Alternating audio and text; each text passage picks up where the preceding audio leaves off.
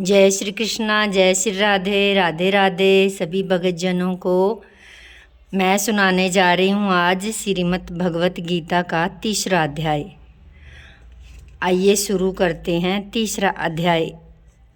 अर्जुन बोले, हे जनार्दन, यदि आपको कर्म की अपेक्षा ज्ञान श्रेष्ठ मानना है तो फिर हे केशव, मुझे भयंकर कर्म में क्यों लगाते हो?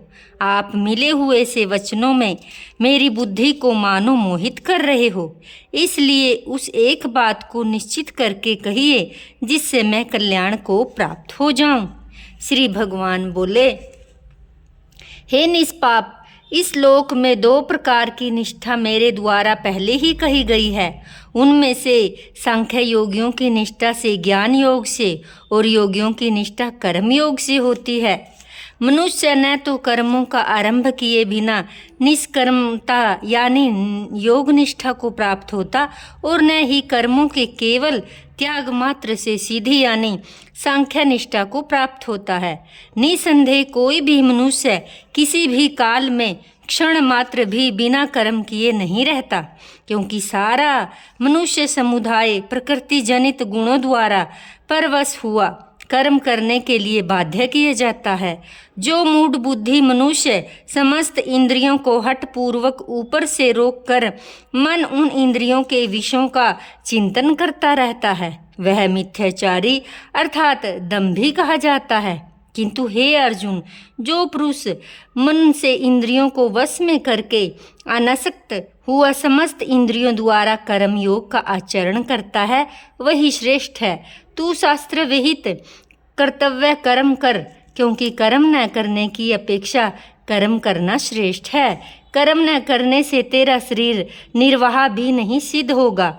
यज्ञ के निमित्त किए जाने वाले कर्मों से अतिरिक्त दूसरे कर्मों में लगा हुआ ही मनुष्य समुदाय कर्मों से बंधता है। इसलिए हे अर्जुन, तू आसक्ति से रहित होकर उस यज्ञ के निमित्त ही भली भांति कर्तव्य कर्म कर। प्रजापति ब्राह्मण ने कल्प के आदि में यज्ञ सहित प्रजा को रचकर उनसे कहा कि तुम लोग इसे यज्ञ के द्वारा वृद्धि को प्राप्त हो जाओ। यह यज्ञ तुम लोगों की इच्छित भोग प्रदान करने वाला हो।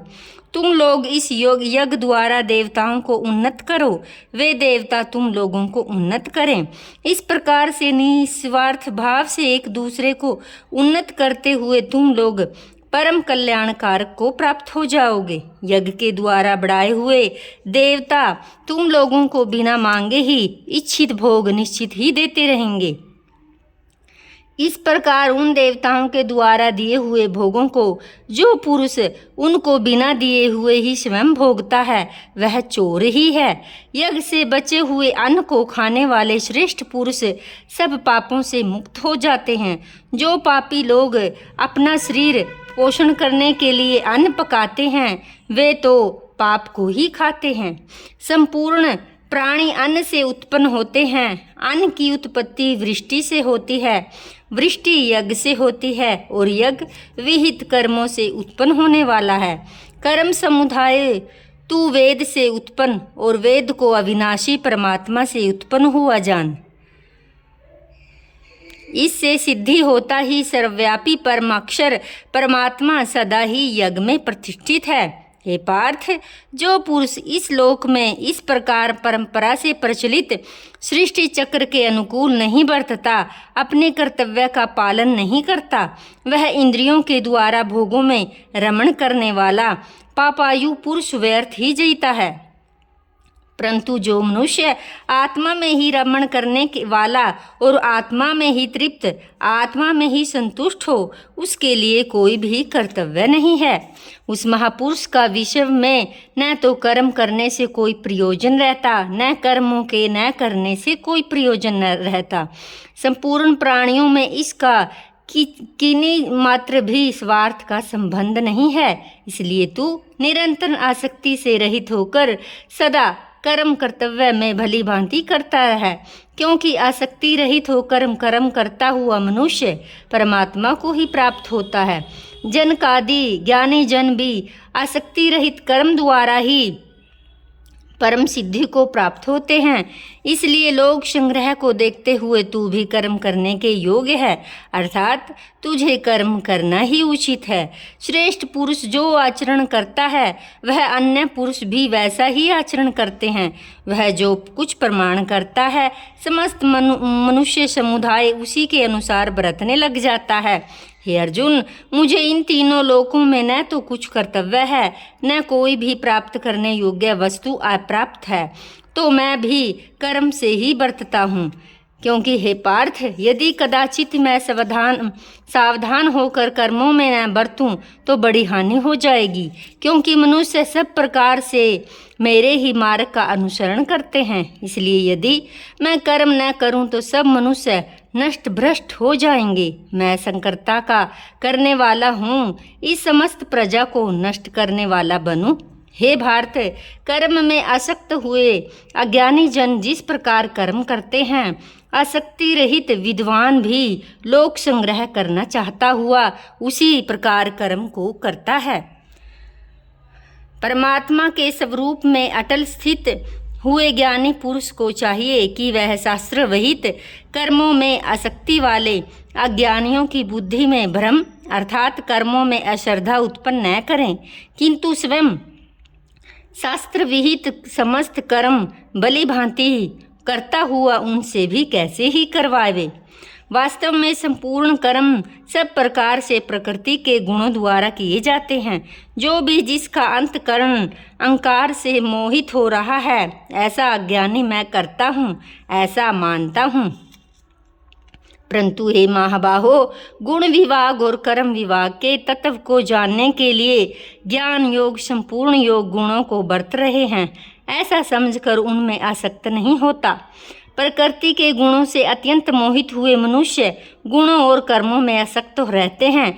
उन पूर्णतः न समझने वाले मंद बुद्धि अज्ञानियों को पूर्णतः जानने वाला ज्ञानी विचलित न करें। मुझ अंतर्यामी परमात्मा में लगे हुए चित्त द्वारा संपूर्ण कर्मों में मुझ में अर्पण करके आशा रहित, ममता रहित और संताप रहित होकर युद्ध कर। जो कोई मनुष्य दोष दृष्टि से रहित और श्रद्धा युक्त होकर मेरे इस मत का सदा अनुसरण करते हैं, वे भी संपूर्ण कर्मों से छूट जाते हैं। परंतु जो मनुष्य मुझ में दोष रोपण करते हुए मेरे इस मत के अनुसार नहीं चलते, उन मूर्खों को तू संपूर्ण ज्ञानों में मोहित और नष्ट हुए ही समझ। सभी प्राणी प्रकृति को प्राप्त होते हैं, अर्थात अपने स्वभाव के परवश हुए कर्म करते हैं। ज्ञानवान अपनी प्रकृति के अनुसार चेष्टा करता है, फिर इसमें किसका हट क्या करेगा। इंद्रियां के अर्थ में अर्थात प्रत्येक इंद्रिय के विषय में राग द्वेष छिपे हुए स्थित हैं। मनुष्य उन दोनों के वश में नहीं होना चाहिए, क्योंकि वे दोनों ही इस कल्याणकार मार्ग में विघ्न करने का महान शत्रु हैं। अच्छी प्रकार आचरण में लाए हुए दूसरे के धर्म में गुण रहित भी अपना धर्म अति उत्तम है। अपने धर्म में मरना ही कल्याणकारक है और दूसरे का धर्म भय को देने वाला। हे अर्जुन बोले, हे कृष्ण, तो फिर यह मनुष्य स्वयं न चाहता हुआ भी बलात् लगाए हुए भांति किससे प्रेरित होकर पाप का आचरण करता है। तो श्री भगवान बोले, हे रजोगुण उत्पन्न हुआ यह काम ही क्रोध है। यह बहुत खाने वाला अर्थात भोगों से कभी न अगाने वाला बड़ा पापी है। इसको तू इस विषय वैरी जान। जिस प्रकार धुएं से अग्नि और मैल से दर्पण ढका जाता है, जिस प्रकार जेर से गर्भ ढका जाता है, वैसे ही उस काम के द्वारा यह ज्ञान ढका जाता है। और हे अर्जुन, इस अग्नि के समान कभी न पूर्ण होने वाले काम रूप ज्ञानियों के नित्य वैरी के द्वारा मनुष्य का ज्ञान ढका जाता है। इंद्रिय, मन और बुद्धि ये सब इसके वासस्थान कहे जाते हैं। यह काम इन मन, बुद्धि और इंद्रियों के द्वारा ज्ञान को आच्छादित करके जीवात्मा को मोहित करता है। इसलिए हे अर्जुन, तू पहले इंद्रियों को वश में करके इस ज्ञान और विज्ञान का नाश करने वाले महान पापी काम को अवश्य ही बलपूर्वक मार डाल।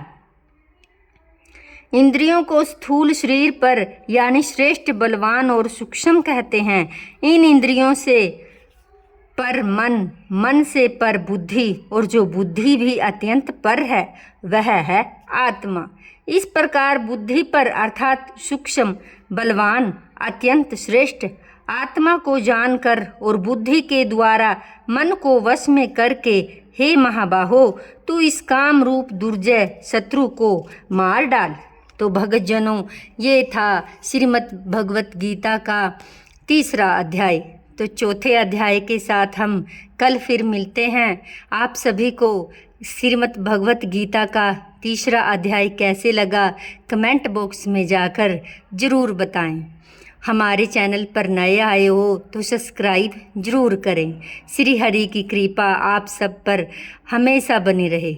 श्रीमद् भगवत गीता को कहने और सुनने मात्र से सभी पापों का नाश होता है। तो मिलते हैं अगली वीडियो के साथ। तब तक के लिए सभी को राधे राधे, जय श्री राधे, हरि बोल, हरे कृष्णा।